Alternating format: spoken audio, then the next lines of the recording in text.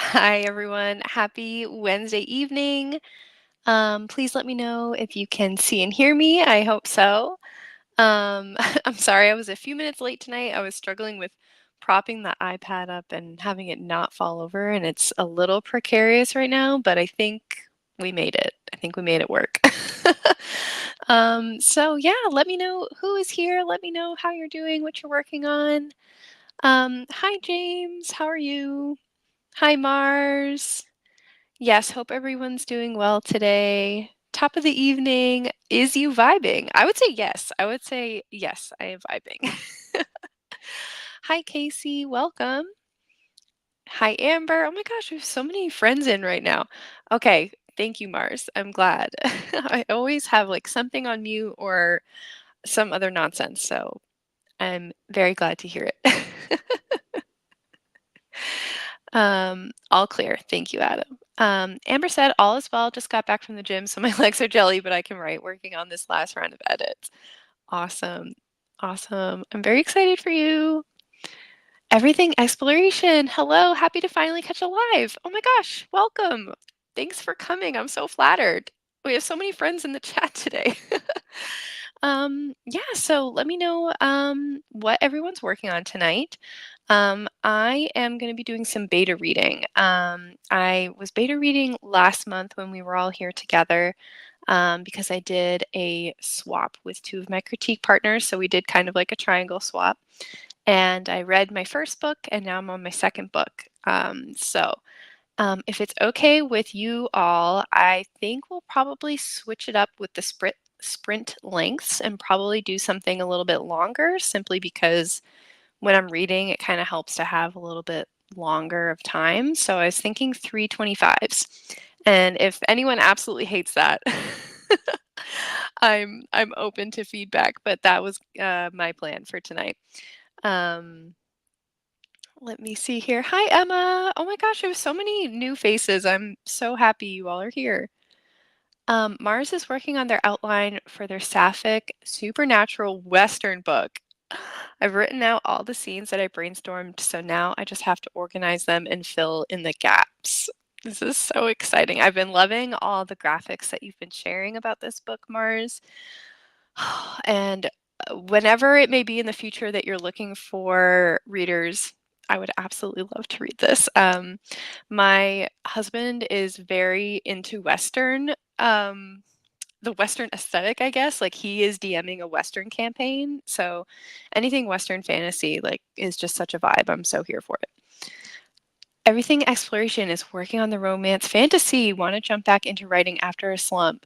I love that. I'm a romance fantasy girly as well, so I think you're in the right place. And glad you're getting out of your slump, hopefully.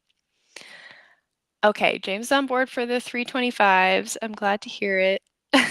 And we have a hi and a bye from Malin as usual. Good night, Malin. Don't stay up too late. Thank you for coming. Thank you for being agreeable, Adam. Amber said, thought I was just entering in my handwritten notes on my draft. Turns out I'm doing some big fine tuning, if that even makes sense. Started at the last chapter and working my way down. Chapter 21 tonight. Fingers crossed. I know it's probably not fun when you realize that the edits are maybe a little larger than you thought, but it'll be better for it. And does this mean, okay, so you started at the last chapter and working my way down. So does that mean the last chapter you were on? Or does that mean you're starting on the last chapter in the book and working backwards? Because I think that's kind of interesting. Like, I definitely, with my project, got so sick of reading it that I kind of was tuning out my own work anytime I was trying to edit because I'd read it so many times. So I think I'm kind of interested by the idea of starting at the last chapter and then like working backwards just to kind of trick your brain into thinking it's something fresh. I don't know. Mars said, I'll keep you in mind. Yay. I admittedly don't know much about Westerns, though I've been doing my fair share of research. Yeah, I mean, I don't know much either, but um, I'm just here for the vibe. So whatever you want to include, I'm sure I'll be a big fan. Um, yes, starting on the last chapter and working backwards because by the time I get to the end, I'm always exhausted. Okay, yeah, I think we were on the same wavelength with that. That's a good strategy. I'm gonna keep that in my back pocket. Um, all right. Well, thank you everyone for telling me what you're working on. I'll get us into our first 25. And as far as our like little questions of the night, I know we talked a lot about beta reading last month, so I won't probably harp on it too much more because you're probably sick of hearing me talk about it. If you have anything that you want to talk about tonight, any topics on your mind, pitch them in the chat and we'll come up with some questions. Otherwise, I'll try and come up with something as we're doing our first sprint so I can pick everyone's brains as per usual. But yeah, with that, I'm going to get us into our first 25. Here we go. We're going to start with a lavender haze. So beautiful. Let me just shorten it up just a little bit. This one's technically 26. Okay, close enough. All right. So good luck, everybody, and I'll see you on the other side.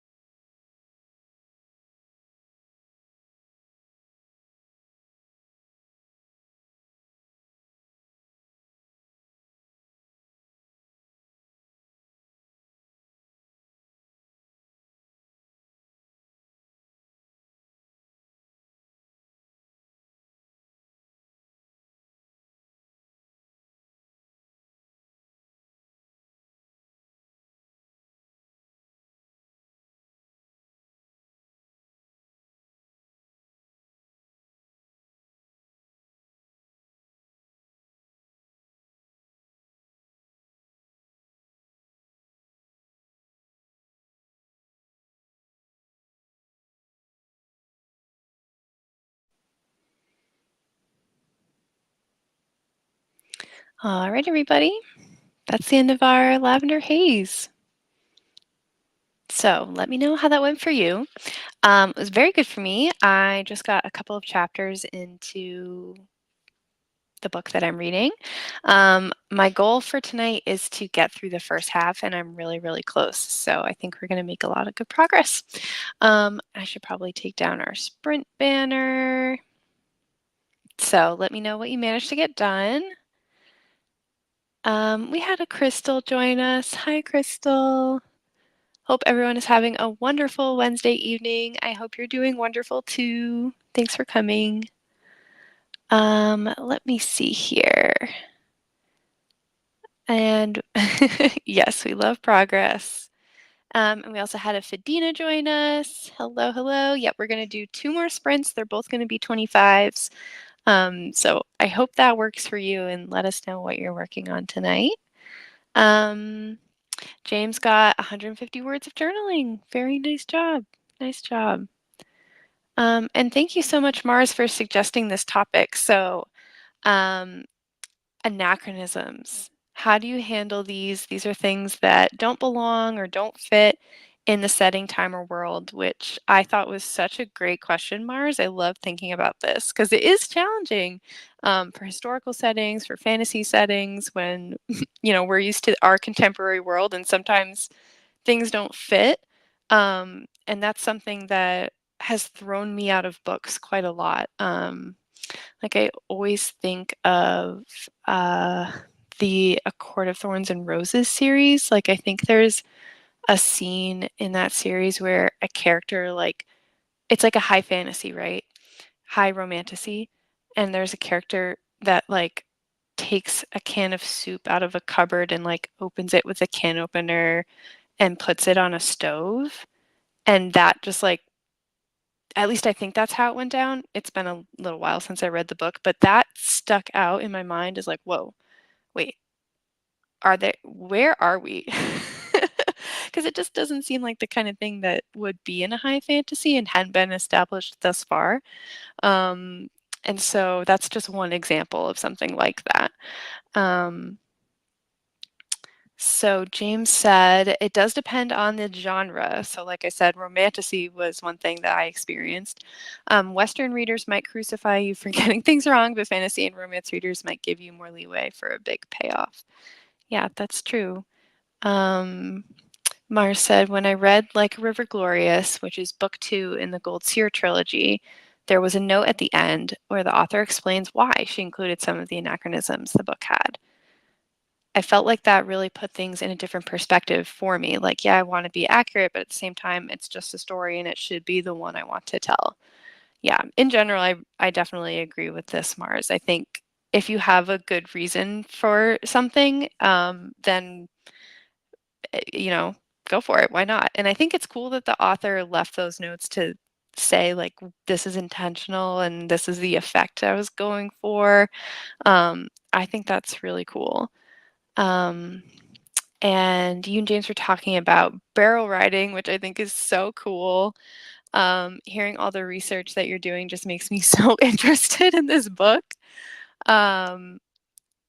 Yeah, barrel racing being the only thing meant for women that involves straight riding. All the other events are roping events, and don't want that to be what my character is into. It just doesn't feel right. That's really cool. Yeah, and I think that's a great example of if you feel like it's something you really want to include in the story, go for it.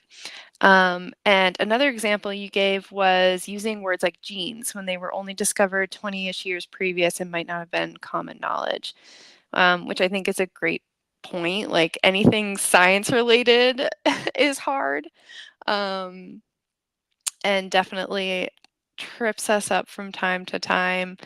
And I thought in that specific example, this was a really good point, James. Explaining things the way your character would understand it at the time. So even if they wouldn't have explained genes at the time, they still had an explanation for it. It just was a different explanation. So I thought that these examples of something being in someone's nature or they inherited it from their father, it has that same understanding. It's just explained a little bit differently. I thought that was very well put. Nice job, guys. Um, let me see here. Crystal's just vibing, still living my best life. Don't make it out of bed life. Nice. I'm so happy you're having a chill day, Crystal. Um, for that sprint, Adam was putting emergency procedures down on actual paper for a theater guild meeting I have to attend tomorrow. Oh, that sounds not fun, but probably important. um, backup plans are important in theater. So, um, for everything exploration, 453 words trying to write fight scenes, but how? I relate to this so much. I do not like fight scenes at all, and my friend Malin loves writing fight scenes, so I always tell her like let's switch because I can't stand it. I find them really hard. So all my sympathy, but 453 sounds fantastic. Um, yeah, fantasy soup cans. It just like picturing the Campbell's like chicken noodle soup can just like took me right out. Crystal said how I handle them. My world isn't in our world, so shh. And if I had to sum up like how I handled this in Project Gemstone, it's a lot like this. It was a very interesting experience for me because it's a gaslamp fantasy. So that is kind of an offshoot of steampunk. So it kind of experiments with technology, but instead of a lot of things being powered by, science, a lot of things in the world are powered by magic, but it still has that like technological flair to it. So most of the way that I explained things away was with magic. There are a few specific instances I can think of where the book is set in 1895. However, I do have one character that has like an early version of a car, and I forget what the name of the model is, but it's like like Chitty Chitty Bang Bang, you know what I mean? And those didn't really come about until like 1902, I think, if I'm getting my research right. So it's only a couple years down the road.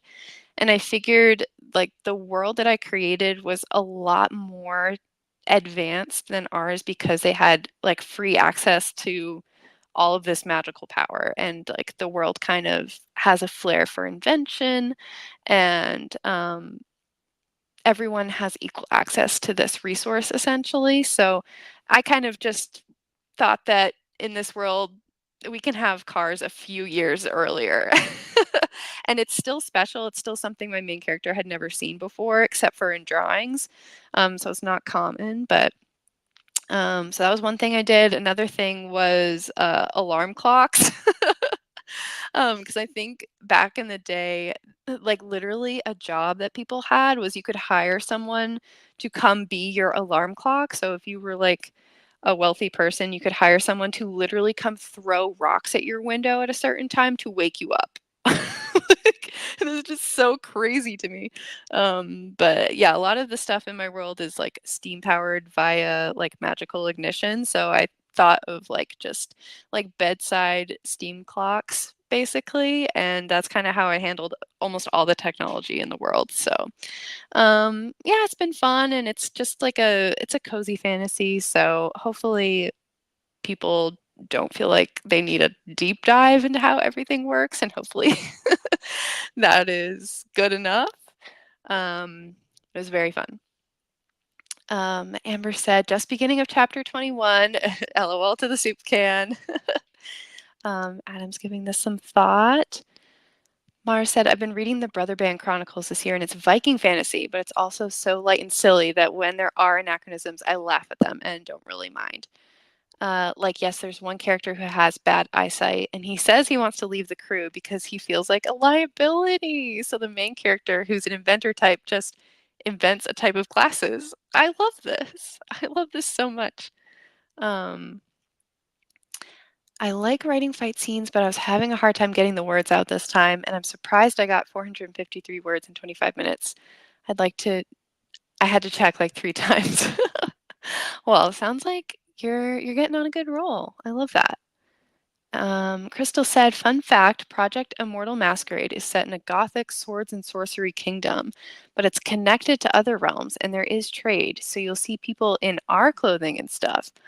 Crystal, this is so cool. This is so creative. And the fact that you like have the explanation for how these things connect and how things get into the worlds. Yeah, I mean, as long as you have an explanation for it, it works for me. Moses said, I need to find the right music before I write my fight scenes. This is a great piece of advice. Going to like movie soundtracks and finding the like intense climactic music. Um, Adam said, I will say if an author includes an anachronism in a way that's funny, I'll allow it. Sounds a lot like the Viking example. Hypothetical example, Frodo and Sam reached the top of Mount Doom where a Starbucks waited for them. ROFL.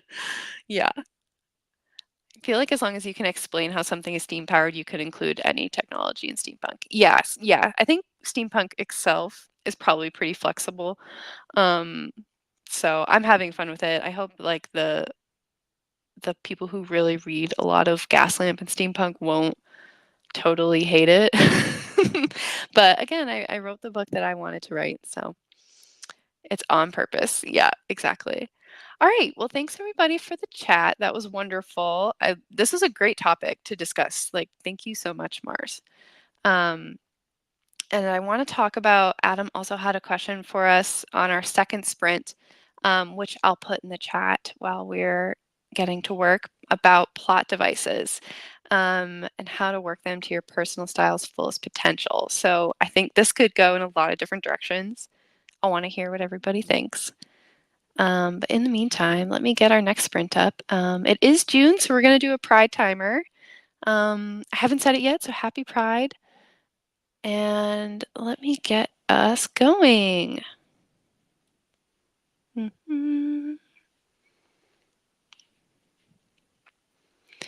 Just going to shorten it up to 25 here, and then we'll be good to go.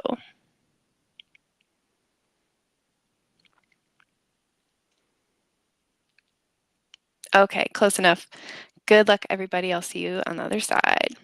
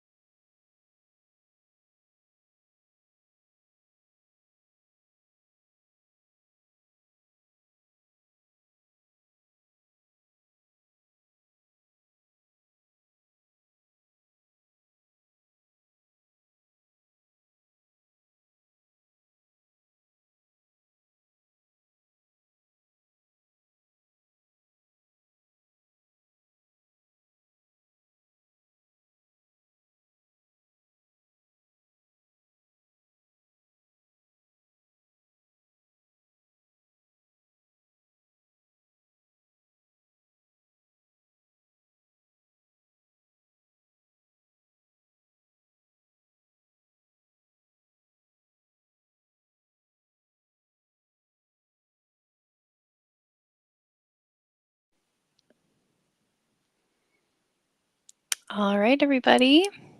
That is the end of our second sprint. So let me know how that went for you. I am like this close to finishing the first half of this document that I'm beta reading. And I just know that if I had just gotten to scroll a little bit further, there probably would have been a big cliffhanger. And I'm like dying to read what is on the last 2 pages of this document. So I'm very excited to get back into it. It's so good. But yeah, so let me know how that went for you. Let me see, where did my question go? We have Miss Wallace. Hello. Thanks for coming and joining us. Oh, my StreamYard jumped.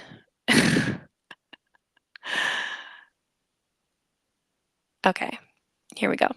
So on this sprint, we were talking about plot devices. This is Adam's suggestion. So do you have a favorite?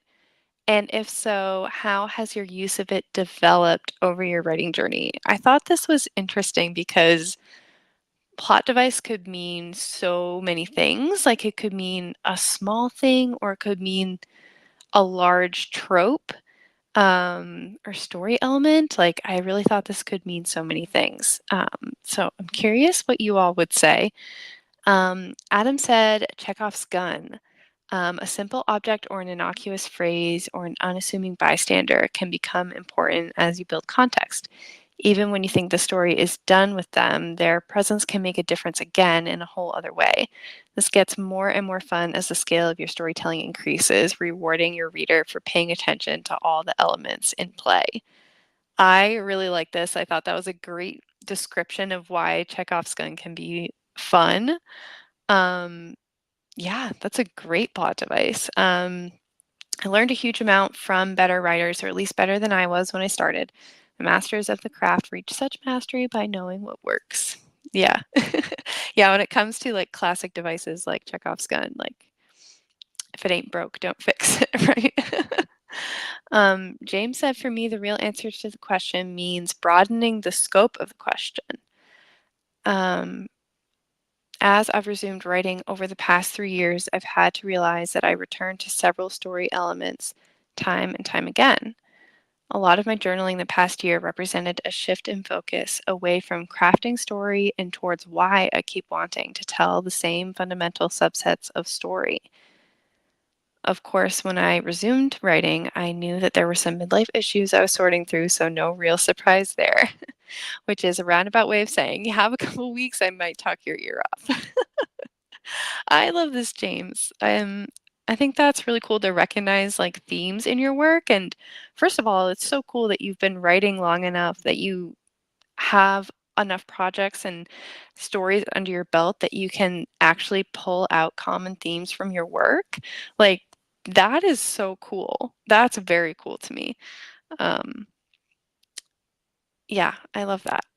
And if you have one example of a story element that you keep coming back to, I'd love to know.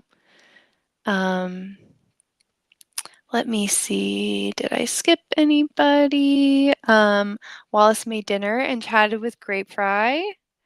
And did some book tour planning. 4 confirmed locations by now. Wallace, I have to admit, I checked your author website yesterday to see where the book tour stops were going to be because I want to go so badly. I am not going to be home in New England in October, but I'm thinking about flying up specifically for the book tour. I will not lie. So, I'll be paying attention to the newsletter drop for sure. Mars got 2 more chapters figured out, so now I'm up to a total of 21. Very good job. James said 100 words and way too much deep in thought. Yeah, that was a very thought-provoking question. Moses said, I'm a pantser, so accidental foreshadowing is my favorite. Oh my gosh, this is also one of my favorite things in writing is the accidental foreshadowing and like the organic connections that you can make even though you totally did not plan it or think about it. Like I have never felt like more of a genius than in those rare moments where I find a way to connect two things together. And it's just like, oh my gosh, everything is gelling, everything is working. It's such an amazing feeling. um, I am not close to DC, sadly, but I'm so glad that you get to add that stop. That's so cool. Um, Moses said one of my main characters is introduced with a broken ankle and needing help to tie their shoe. Later, their defeat of a villain involves a broken ankle and some shoelaces. Moses, that's so cool. um, I love that. It's kind of like Chekhov's gun in a way. Everything comes back around, right? Amber said, did some writing but got sucked into the NBA draft. I watched number one pick since they went to Atlanta. Ooh. Moses said, I did not realize the foreshadowing until after I wrote the scene. It's always fun when random plot stuff ties together. Yeah, exactly. I love that for you. um, I'm trying. I'm trying. Hi, Devasia. Welcome. My favorite is an object that the characters think is important, but is in fact useless. Oh my gosh. I love this. I just think it's funny. Yeah. I kind of love it when this ties into like, the what's it called? What's it called? I'm blanking. I'm blanking. In Save the Cat, when you're writing the end, she breaks up the end into like 5 points. And one of those points is when the character's original plan that they went into the final battle with like completely falls apart and then they have to like pivot on the fly and make a new genius plan. And so I love it when they have been planning on this thing to work the whole time and then when they finally get up there it's like completely like everything falls apart and it just doesn't work. Like I think it's funny too. Yeah. Jacob and I were talking about taking a trip to Pittsburgh. Hopefully that doesn't impede my ability to try and make it to the book tour. Book tour comes first, everybody. Yes, we are. Not close to DC, unfortunately. Yeah, yeah. Um, yes, Hightower Surprise. Thank you, Devasia. Yeah. I could not remember that for the life of me. Oh my gosh, that just completely escaped me. Um, as far as me, so plot devices that I have used a lot. This is kind of a small example, but I'll give it anyway. I think in every single book I've ever written, going back to being like 13, 14 years old when I first started trying to write novels, like all the way back. I think I have always, always, always included a dance or a ball of some kind. And I just love them because there's so many different things you can do with this. Like, it's interesting in the fact that you can have people having kind of like secluded moments and secluded conversations, but they're also in public. And so maybe they need to put on certain airs or act like everything is fine because they're out in public and they're being perceived. And at the same time, like it kind of is just rife with a lot of tension. I don't know. I just love it. Um, and speaking of anachronisms, actually, there was a novel I was working on when I was in high school, which was a spy novel, so like contemporary setting. And the characters all had to go like undercover to a ball. So like very classic spy movie. Like that's just right up my alley, like disguises and everything. And at the dance, they were supposed to be using dance cards, like Regency era dance cards, like Bridgerton core, you know? And it was just because high school me like saw that somewhere in a book or movie and was like, "Oh, I love that," because it just forces the characters to have to like, actually put their feelings in writing a little bit. So that's kind of a reverse anachronism, I suppose. But yeah, that was me. Hi, Lindsay, dropping in to hit like. Hi, everyone. Hi, Lindsay. Thanks for coming. The book tour. Oh no, concert reasons. Oh my gosh. There are several stops before then. NYC is October 9th, Newport is the 14th, Boston the 15th, DC the 16th. We're trying to add Salem Ipswich stop and an NH stop on the open days. Wallace, oh my God, if you come to New Hampshire, my home state, and I'm not there, like, I don't think I can handle it. um, and now I have to know if you don't want to share right now, just DM me where in New Hampshire you're going, because if it's my hometown, because there's an amazing bookstore in my hometown, and if that is the one that you're aiming for, I might die. I might just die. Because that is the bookstore where I did all of the Midnight Harry Potter releases. That's where I went for all the Midnight Twilight book releases. They used to like shut down the street and they would have a whole party in the downtown area. It was so cute. Portsmouth. Okay, not my hometown, but very, very close. And oh my gosh, so many good bookstores. My I'm gonna dox myself a little bit, but my hometown bookstore is Water Street Bookstore. Um, so you probably don't need two stops in the same like 20-mile radius, but I am not from Manchester or Bedford. But I'm so excited that you're coming to New England. Like, oh my gosh, it's gonna be such a vibe. Um, All right. Well, thanks everybody. Let's do our last sprint of the night. We have been chitty chatting. And yeah, so as per usual, we're going to do our last sprint tradition.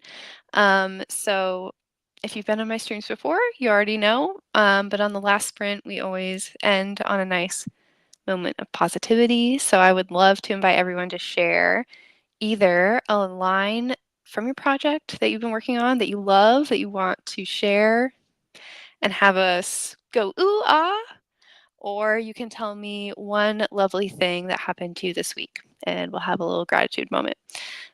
So let me go ahead and get our last sprint up. It is a beach timer. I was just in Cape Cod last week, and I still have the beach on my brain because it's so hot here in Atlanta. And I just loved being on Cape Cod. It was like 20 degrees cooler. It was like a little bit of a gray day at the beach, and I was just having the time of my life, living my best life. So here's our stormy lighthouse timer. Um, Again, can't wait to see your happy things or your favorite lines, and I'll see you on the other side.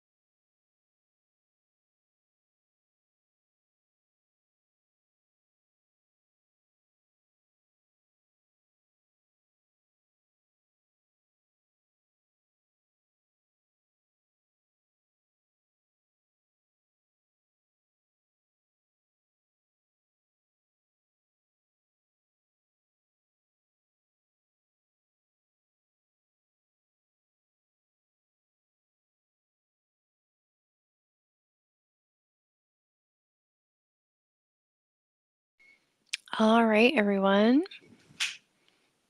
That is the end of our third sprint. So let me know how it was for you. I am so close to finishing this document. I got so sucked in. I was trying to finish it by the end of the sprint. I didn't quite make it. Oh my gosh. I was so sucked into that. So yeah, as always, we're gonna end on our one good things that happened or favorite lines from our whips that we love and want to share. I think for me, my one good thing is going to be, like I said, I was in Cape Cod this past week on vacation, and I got to spend like 10 days straight with my sister, and it was fantastic. Like we spent some time with my parents. We went and spent some time at her house, and then we were down on the Cape doing like a bachelorette trip. So we did a lot. Um, and it was so nice just to have lots and lots of time with her, even when we were just doing absolutely nothing. And it was great. Yeah. Um, James shared a line, busyness is not progress. Oh, wow. I feel like I need to read that one again because I think this is something I need to hear. Busyness is not progress. All too often, the things we do just store anxiety, the very anxiety that stands in the way of where we truly want to go in life. Always dropping truth bombs on me, James. um, that's very well said. Amber said, big work presentation today went pretty well. Just glad it's over. So that's what's good for me, not having that on my mind anymore. I super relate to this, and I'm so glad that you're done. Um, Big sigh of relief.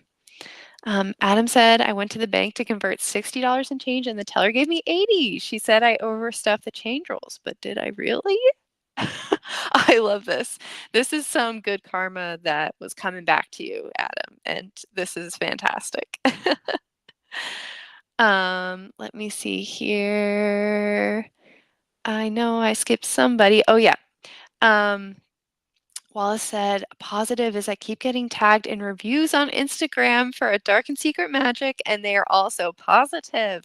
They're connecting with the parts of the story I so want people to connect with, and it's been wonderful. Oh my gosh, I'm gonna cry. Oh my gosh, I'm sorry you're getting tagged and stuff, but I'm so happy and not surprised that they're also positive. That's lovely, and I hope it's getting you really excited. And Mars said, it's not something I've technically written yet because I haven't drafted the story, but out of context, you get the line, you might want to aim a little higher than your girlfriend did. And I love this so much. I think this is the kind of sass that definitely belongs in a Western. If this is from the Western, I think it probably is. Um, Lovely, just lovely.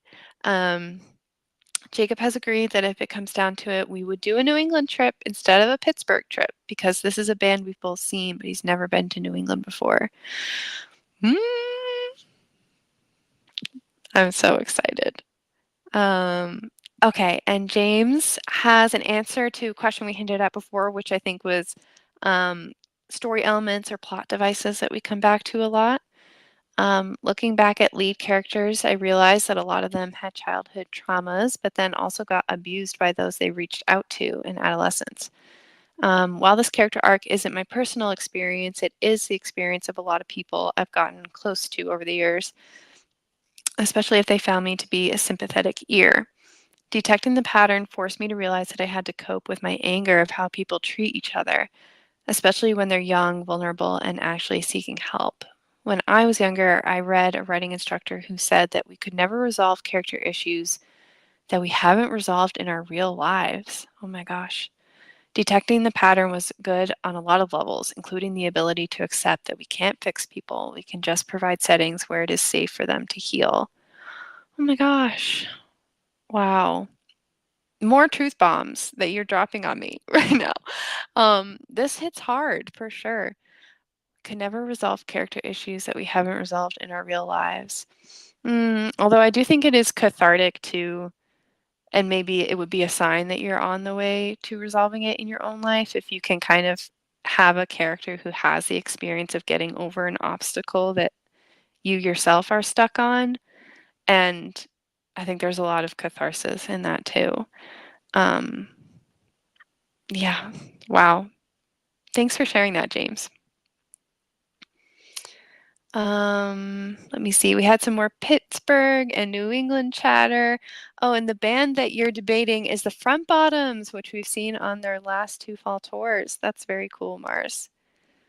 Even though the office is a million degrees, I have relocated because I saw the biggest bug in the bedroom and I cannot deal with that, especially because it started to fly. Oh no, we're only sharing good things right now. No bad things, no bugs. um, we have a line from Miss Devasia. The opening sentence of my contemporary romance brain rot. Okay, I'm seated. Let me find this. Okay. The opening line of my contemporary romance brain rot is, "It isn't as ironic as it seems that Love Sinclair hates Valentine's Day." So good. You're so clever. And Love Sinclair, I don't think I've ever heard a better name, to be honest. That's so good. Um,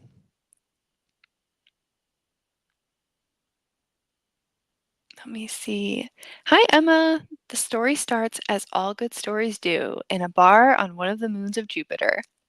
More specifically, the loop on Callisto, the nicer of Jupiter's twin moon colonies. Okay, Emma. Oh my gosh, this is so cool. I love the twist of the bar being on the moon of Jupiter. I did not expect that at all. That was fantastic. I can totally see if I pick that up in a bookstore, like, oh, okay, I'm reading paragraphs. I want to know, what is a bar on Jupiter like? It's amazing. Um, Mars added 2 more chapters to their index card outline. Good. I'm glad the bug did not impede your progress too much. Yeah. I almost squeaked it in. I almost squeaked it in. No writing, but made some tea. I think I'm going to finish with writing tonight at 896 words. Great job. Great job. I'm so happy that the sprints worked out for you. Awesome. And thanks for joining us. Adam said, as a Canadian, I assume Pennsylvania is in New England, the same way Florida is in the South. It technically is, but Florida belts people with more than just a Bible. Oof.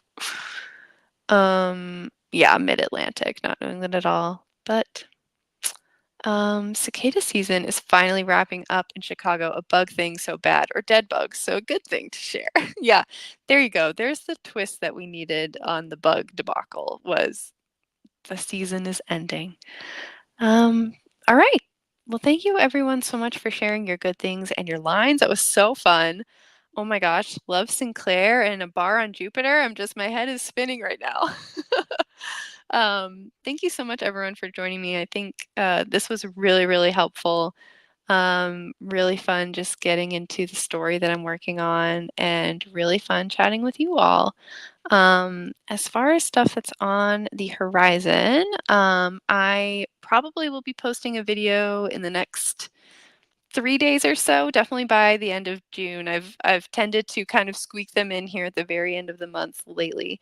It's gonna be like a mid-year goals update, so we can chat about where my projects stand at the minute and all the things I wanted to do in 2024, because the year is like somehow halfway over,